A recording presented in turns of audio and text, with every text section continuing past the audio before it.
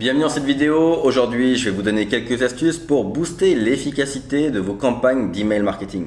Mais avant de commencer, je vous invite à aller dans la description de la vidéo. Je vous ai préparé un e-book qui est entièrement gratuit, qui s'appelle Les secrets du marketing numérique. Vous y découvrirez 3 astuces pour développer votre business grâce au web. Donc si vous êtes sur cette vidéo, c'est que ça peut vous plaire et vous intéresser. Donc je vous invite à le télécharger, c'est gratuit, c'est dans la description. Alors maintenant on va attaquer le sujet du jour, comment faire pour booster l'efficacité de vos campagnes d'email marketing. Alors on est d'accord que la seule chose qui vous sépare d'une vente, lorsque vous envoyez un email dans lequel vous proposez une offre d'un service ou d'un produit, c'est l'ouverture de ce mail. C'est-à-dire que généralement les résultats d'une campagne d'email marketing vont être proportionnels au taux d'ouverture. Donc si vous avez 10 000 prospects dans votre liste, vous aurez mathématiquement beaucoup plus de ventes si c'est ouvert par 5000 personnes que par 1000 personnes. Donc votre but, c'est qu'il y ait un maximum d'ouverture. C'est d'atteindre des taux d'ouverture à 60-70%. C'est ça votre objectif finalement. Donc aujourd'hui, ce qu'on va voir, c'est comment booster ce taux d'ouverture. Alors, le taux d'ouverture passe souvent par, même toujours, par l'objet du mail. C'est-à-dire, l'objet, le sujet, le titre, appelez-le comme vous voulez. C'est la petite phrase qu'on voit en dessous du destinataire dans le mail et qui est censée teaser l'interlocuteur pour lui donner envie d'ouvrir le courriel. Aujourd'hui, je vais vous donner 4 astuces pour booster l'efficacité de vos sujets, de vos objets. Première astuce, vous devez faire court. N'oubliez pas que maintenant, on est dans un monde de mobile. Et sur un écran comme ça, les titres sont coupés. Ils doivent être beaucoup plus courts. C'est-à-dire que le problème, c'est que si vous établissez une phrase qui passe parfaitement sur ordinateur, mais que votre interlocuteur le reçoit sur mobile ou sur iPad, même si votre phrase est top, ça ne servira à rien, la personne ne la verra pas.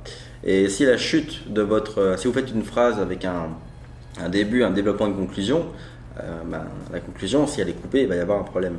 Donc vous devez faire court, aller droit au but, être sûr que ça se lise vite et bien. Et ça, c'est le deuxième point de ce premier conseil, c'est qu'évidemment, plus la phrase est courte, plus vite l'interlocuteur l'aura lu, auquel cas vous aurez plus de chances d'avoir une lecture complète et efficace. Mon deuxième conseil, c'est d'utiliser des marqueurs de temps. En gros, je vous conseille de créer l'urgence et la rareté dans votre sujet de mail. Alors quand je dis marqueur de temps, ça peut être par exemple ouvrez ce mail car l'offre va disparaître dans 1 heure. Ou demain soir, cette offre ne sera plus disponible. Et si c'est la rareté, ça peut être un truc du style il me reste qu'une place sur les 2000 que j'avais en vente. Vous voyez, là c'est beaucoup trop long, mais on va dire plus qu'une place disponible, plus que 5 places disponibles. Bref, vous devez provoquer la rareté, donc un nombre limité de ressources, et l'urgence pour accélérer finalement le retour sur investissement de votre campagne. Parce qu'on est d'accord que oui, générer des ventes c'est bien, mais si on peut les générer rapidement suite à notre email, c'est encore mieux.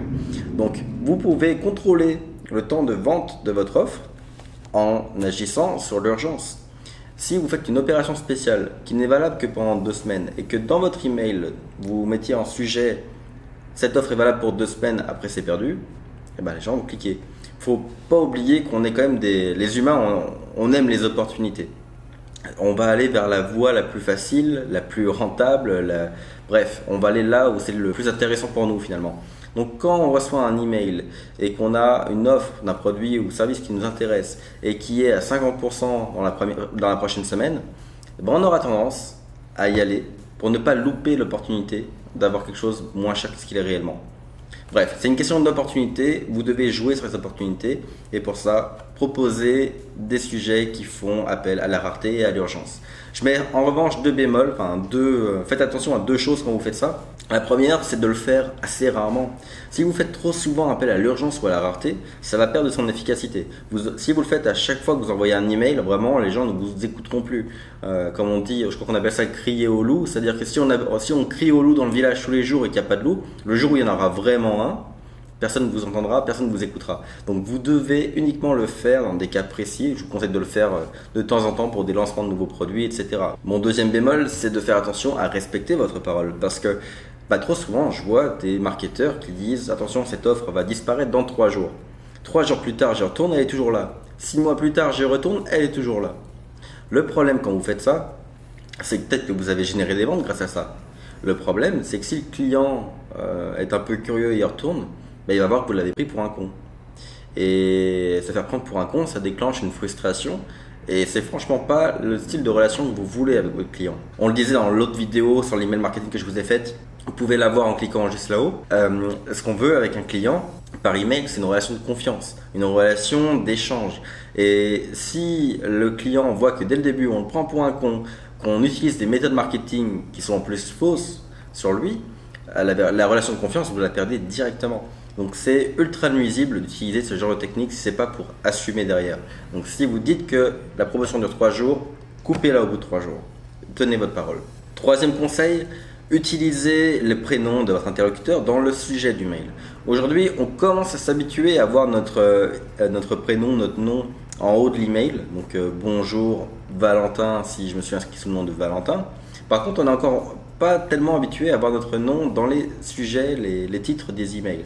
Donc je vous conseille de le faire tout simplement parce que quand on n'est pas encore habitué, on est beaucoup plus vulnérable à ce genre de technique. Et écoutez, je trouve que ça marche très bien. J'en fais régulièrement l'essai. Encore une fois, comme pour tout le reste, vous ne devez pas le faire trop souvent, évidemment. Mais moi, quand je le fais, sincèrement, je trouve que ça fonctionne bien.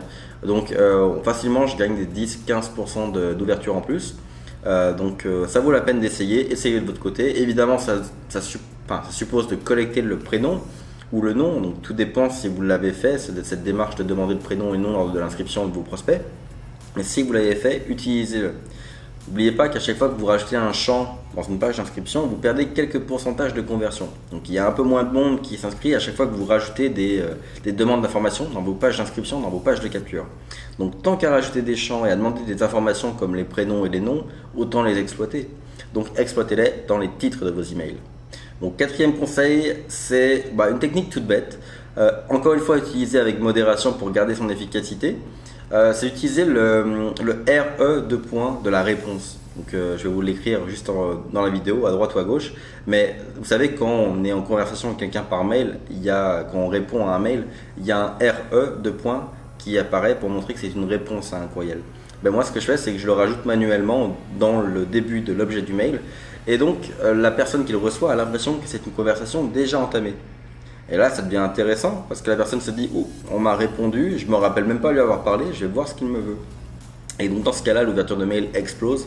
Alors évidemment là, c'est un tout petit peu mensonger, mais bon, il n'y a pas grand-chose de mal. Faites l'essai pour des informations importantes ou autres. Personnellement, je ne me le suis jamais fait reprocher, mais le résultat est très bon. Et si votre but c'est de faire du marketing numérique, des fois il faut un peu sortir de la boîte, il faut penser un peu différemment et tester des choses. Et je pense que ça fait partie des astuces vieilles comme le monde, enfin vieilles comme l'email, mais à tester en priorité si vous n'avez encore jamais fait. Dans d'autres vidéos, je vais vous donner d'autres astuces. Là, c'était les 4 du jour. Commencez avec ça, commencez à les implémenter. Et puis, on fera d'autres vidéos comme ça où je donnerai d'autres petites astuces pour augmenter le taux d'ouverture. Et puis, on verra aussi comment augmenter les taux de clics. Parce que si vous envoyez une offre par courriel, évidemment, vous avez le taux d'ouverture du courriel, mais il y a aussi le taux de clic sur le lien de votre offre. Donc, on travaillera là-dessus aussi dans de prochaines vidéos. Si cette vidéo vous a plu et si vous avez testé ces méthodes, n'hésitez pas à commenter et liker. Et puis, si vous voulez aussi recevoir les autres vidéos sur le marketing numérique que je publie, on va dire entre 3 et 5 fois par semaine, vous pouvez vous abonner à la chaîne. Et puis, ça me fera très plaisir de vous retrouver pour une prochaine vidéo. Donc, sur ce, je vous dis à très bientôt.